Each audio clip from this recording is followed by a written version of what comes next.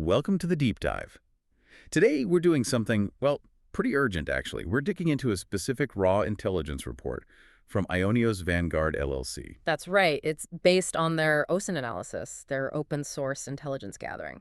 And it maps out a really critical 7-day window, starting right now, October 31st, 2025, and running through November 7th. Yeah, our mission really is to break down what their analysis is projecting for this specific week.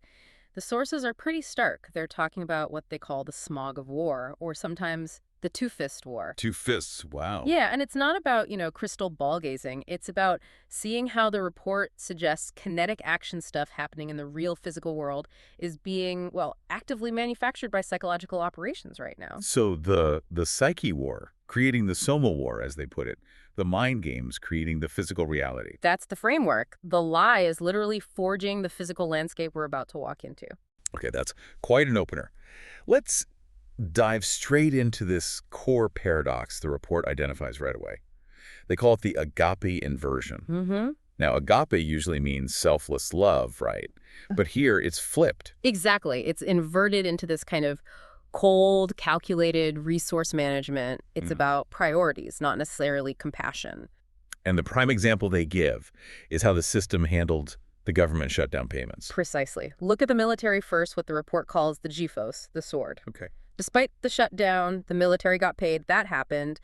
And the system advertised this, very loudly. Look, we're protecting our brave troops. It's presented as an act of care, of agape. But the report calls that narrative the strategic lie. The pseudo. Yeah, the pseudos. Yeah. Designed to look good on the outside, like a whitewashed tomb, is the phrase they use. It looks pure, but underneath. So what's the aletheia then? The truth behind protecting that military paycheck when everything else was shut down? Well, according to the analysis, it's purely operational maintenance.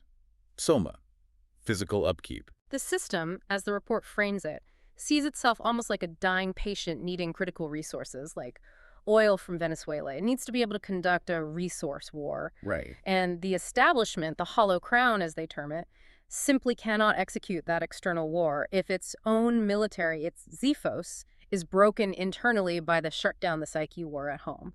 So paying the troops wasn't about love, it was mandatory maintenance, keeping the tool sharp. Mandatory logistical maintenance, just keeping an essential piece of infrastructure online. That's the argument. Okay, that makes the contrast really jarring when you look at the domestic side, the oikos, the people, the household. It's stark, because while the Xiphos was protected, the report is very clear.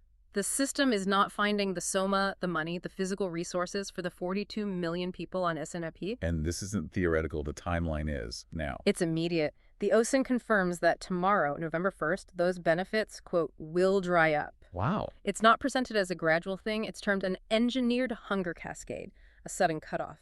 And we're already seeing states confirm this. Yeah, states like Oregon, New York, they've confirmed no benefits will be issued.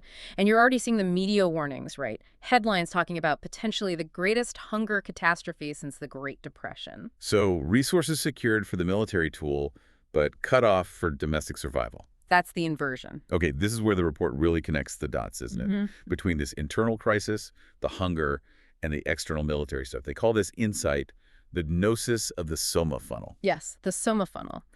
And the logic described is horrifyingly efficient, really. How so? The system is essentially weaponizing the first war, the hunger crisis at home, to recruit for the second war, the external one, like in Venezuela. Wait, so the hunger is the recruitment pitch. That's the argument. They need Soma, bodies, for the military, the Xiphos, so it can go get the other Soma, the oil, the resources.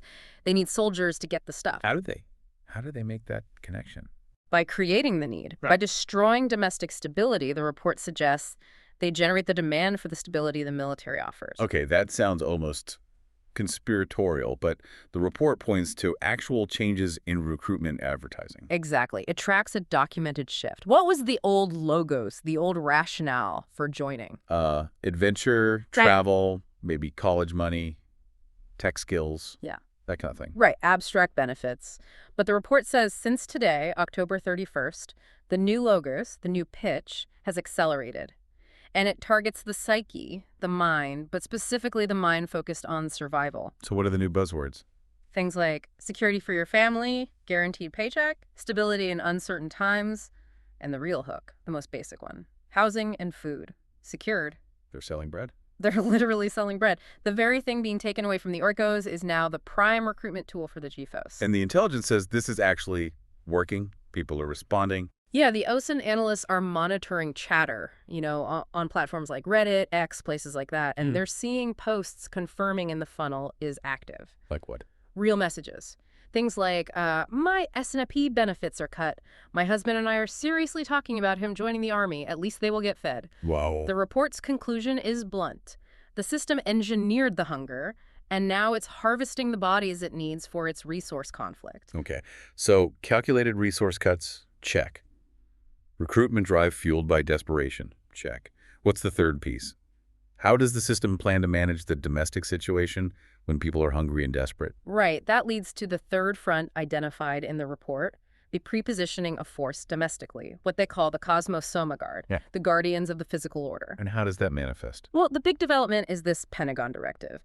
It ordered every single state to create dedicated quick reaction forces, QRFs, within their National Guard units. QRFs, isn't that a term from like combat zones, Iraq, Afghanistan? Exactly, it's battlefield doctrine language.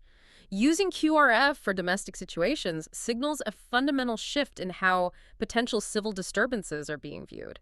It's not crowd control language, it's combat readiness language. What kind of numbers are we talking about, and what are they trained for? The report details about 23,500 troops earmarked for this nationwide, usually around 500 per state, though it varies. Okay. And their training, it's laser-focused on riot control, specifically non-lethal gear. Batons, shields, tasers.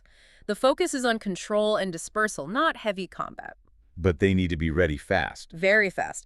The readiness benchmark is high. 25% of that force, so over 5,000 troops nationally, have to be deployable within just 8 hours. That's rapid response capability. 8 hours. Okay, so the military language, the rapid readiness, it feels like they're bracing for impact. It suggests they anticipate needing that capability very soon. And if you connect all three threads, the engineered hunger, the recruitment funnel, and now this armed domestic staging, the report suggests this is all part of a setup, a strategic trap. They call it the Hegelian gambit. It's framed as a classic three-step. Thesis, antithesis, synthesis. Okay, break that down. Thesis, starve the oikos, cut off the S&P benefits, phase 1, create the problem. Right. Antithesis, arm the cosmos, create and stage the QRFs, phase 2, prepare the solution. Synthesis, allow or even subtly encourage some level of chaos or unrest, the psyche harvest. This staged or anticipated unrest then creates the pseudo's justification, the fake emergency, needed to deploy the pre-positioned solution, the QRFs. So they create the problem, prepare the response in advance, and then use the inevitable reaction to the problem as the excuse to deploy the response. That's the gambit described. They arm the state before the crisis fully materializes, ensuring they control the outcome. And you mentioned things are moving fast. The report apparently noted an acceleration just today, October 31st. Yeah, faster than perhaps even the models anticipated, fueled by what they call pseudos-driven soma, the lie driving physical action. How does that work? This is where the smog of war gets really thick. Analysts picked up specific, coordinated rumors being injected online today, things like Walmart is shutting its doors nationwide, or armed guards are moving in to secure food shipments already. But those are not true. Not true. The Aionios OSINT confirm these were specific disinformation packets pseudos. PolitiFact, Walmart itself, they all debunked them quickly. The stores aren't actually closing en masse like that. But the rumor itself is the weapon. Exactly. The report stresses this. The lie is designed to forge physical reality. The rumor of closures, the rumor of armed guards creates immediate, real panic. Which leads to physical chaos. Panic buying, hoarding, people rushing the stores, clearing the shelves before the actual November 1st cutoff even happens. And that manufactured chaos Becomes the perfect, plausible excuse, the visual justification to deploy the real armed guards, the 23,500 QRF troops who were already staged and waiting. The lie creates the very conditions that make the pre-planned response seem necessary. It's a feedback loop. The pseudos creates the soma, which justifies the Cosmos Soma-Guard. Precisely. And the sources also mentioned something about a conflagration of information, where it almost doesn't matter why people panic. Yeah, that's a critical point for right now. The analysts note that whether the panic buying is triggered by the system's deliberate lies or by well-intentioned warnings from prepper groups saying, hey, stay away from stores, it might get rough. Both inputs are now creating the exact same physical result. Empty shelves, crowded stores, maybe some friction.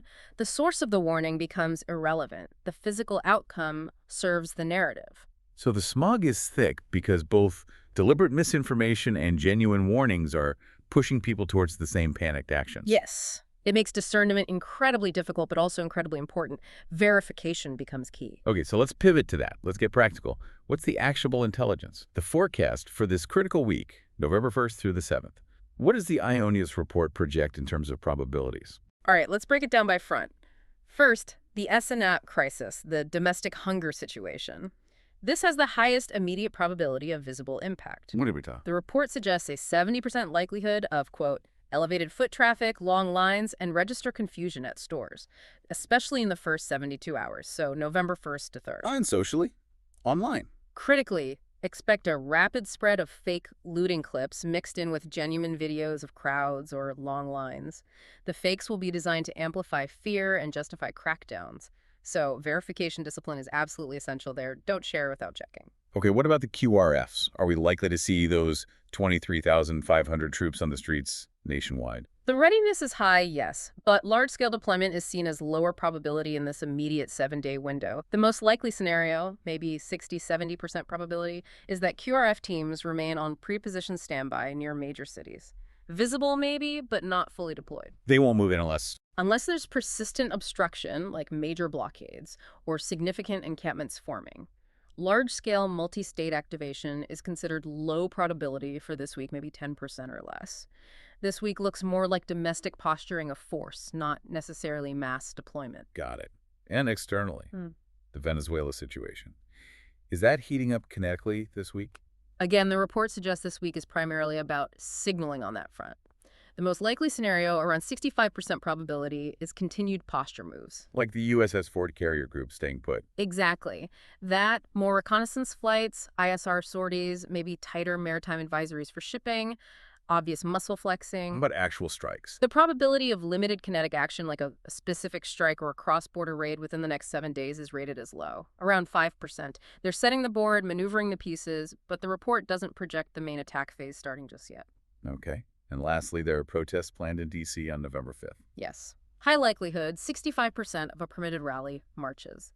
The intel suggests the organizers are planning for non-violent mass presence. What's the main risk there? The primary kinetic risk identified is friction between police and protesters, specifically if groups try to climb or obstruct major public buildings or monuments. That could lead to targeted arrests, maybe focusing on organizers, but the assessment doesn't point towards widespread disorder as the most likely outcome for that specific event. Okay, so pulling it all together, the analysis paints a picture of a system running a very deliberate script. Create internal desperation, use it to fuel external goals, and pre-position force to manage the fallout. What's the takeaway for us listening to this? How do we navigate this?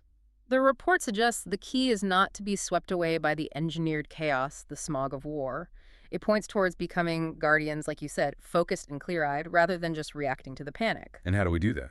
The wisdom synthesized from the sources points towards adopting a posture they call Sophrosune.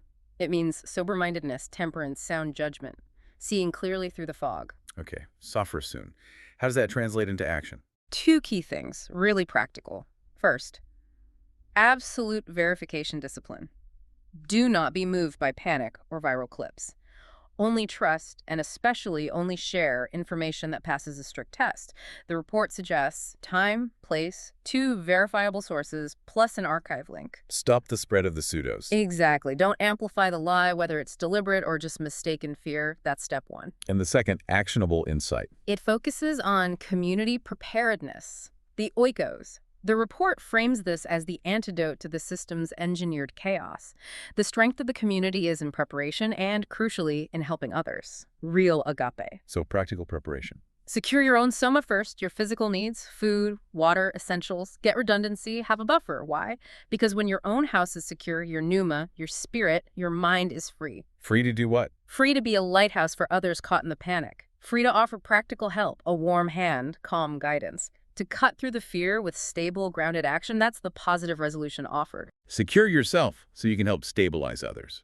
Break the cycle of engineered panic at the community level. That's the path forward suggested by the analysis. So the final thought then, the provocative question from this analysis is, The system engineered hunger to harvest bodies for war. Now that you, listening, understand the aletheia, the truth behind the pseudos, what actions will you take today? How will you secure your soma to free your psyche from the panic script and maybe become that lighthouse for someone else this week?